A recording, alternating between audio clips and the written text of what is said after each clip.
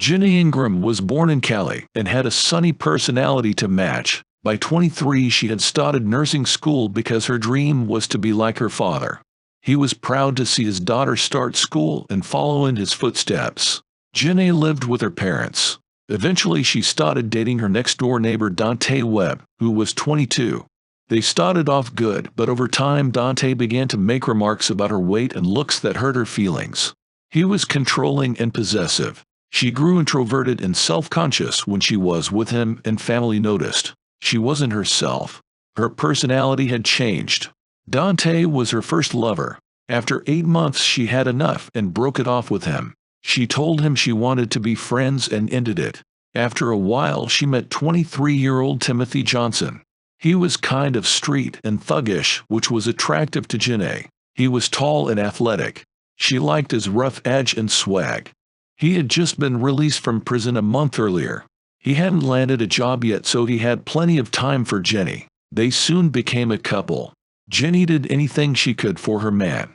She gave him money, loaned her car, and practically anything else that Timothy would ask. By this time family members and friends noticed Tim being openly aggressive and controlling with Jeannae, and really wasn't feeling him. They heard from her less and less. Jeannae was spending most of her free time with Timothy at his mother's house. She was the only one working and would usually pay for everything. Tim still had not found a job. One day he told Jeannae that he wanted to rob something to get some money. Jeannae agreed to help him despite how ridiculous it was. She inexplicably agreed to help Timothy do a robbery. She agreed to drive Timothy to and from the crime. In her own car, they go to a computer store.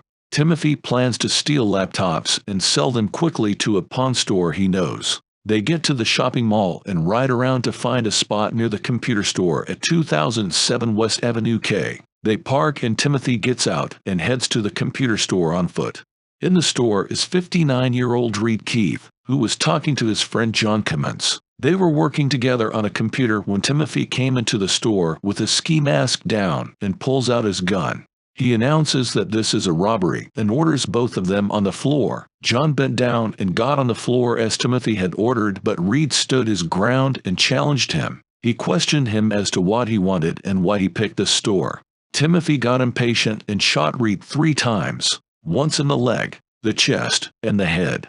Reed fell backward and lay motionless, still awake and watching as Timothy told John to get on the floor next to Reed.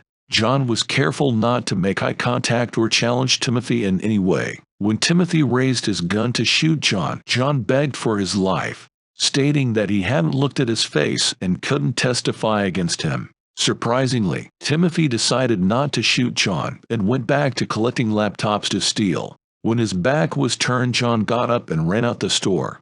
He ran across the parking lot to another business to call 911. Timothy took the backpack full of laptops and ran back to the car. He jumped in and told Jeannae to just drive.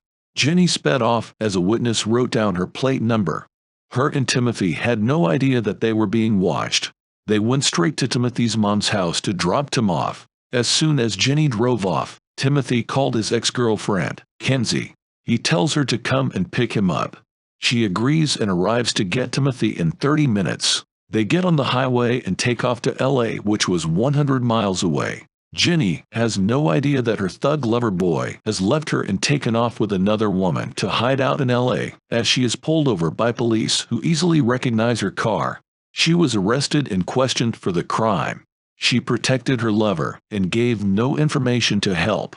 The detectives decided to show her the pictures of Reed Keith's dead body with the bullet wounds visible. Upon seeing the crime scene photos, Jeannae became nauseous and vomited in front of the detectives. She realized that this was a murder investigation and not robbery. She knew then that Timothy had killed a man and that she was involved as the driver. She tells them that she was with her boyfriend Timothy and had dropped him off without knowing what he had done. They quickly see Timothy's lengthy criminal record and decide to bring him in for questioning. The detectives let Jeannae go but secretly followed her and tapped her phone expecting her to contact Timothy. Jeannae waits but doesn't hear from Timothy until the next morning when she calls him. He was still in LA, but he assured Jeannae that he had a plan and would be back soon with the money. The detectives used the phone call to locate Timothy and tracked him all the way back to his mother's house and arrested him. Timothy was charged with homicide and armed robbery. He pleaded not guilty at his arraignment and the matter was set for trial. He completely turned on Jeannae. When it was his turn with the detectives, he told them that Jeannae had come up with the idea to do the robbery and that he was just following her. A warrant was signed for her arrest and Jeannae was brought back in. This time she is booked and also charged with the murder of Reed Keith. It had been only 3 months of dating Timothy, and Jeannae had gone from being a so-called good girl to facing a murder charge. She was facing life. She had no choice but to testify against Timothy during the trial. She pleaded no contest to voluntary manslaughter and was sentenced to 21 years in prison for her involvement. Timothy's decision to fight the case backfired. He was convicted of first-degree murder, with a special attachment to committing the murder during a robbery, and 2 counts of second-degree robbery. His ex-girlfriend Mercedes Andrea Johnson ends up testifying against him as well. She explained that she had no idea what Timothy had done before she picked him up, until a few days later, when she was sitting with Timothy at home and they saw his face on the news. She questioned him and he said that he had messed up, which led to her telling him he needed to leave her home. She was never charged with anything. The judge threw the book at Timothy. He sentenced him to double life in prison with no possibility of parole. On March 28, 2023, there was a candlelight vigil held for Reed Keith and attended by over 200 of his friends and customers that knew and loved him. Quite a few people talked about how Reed would fix their computers but wouldn't charge them if the problem was too small. He would tell them it was on the house and smile. He was a genuinely nice guy who was loved by many.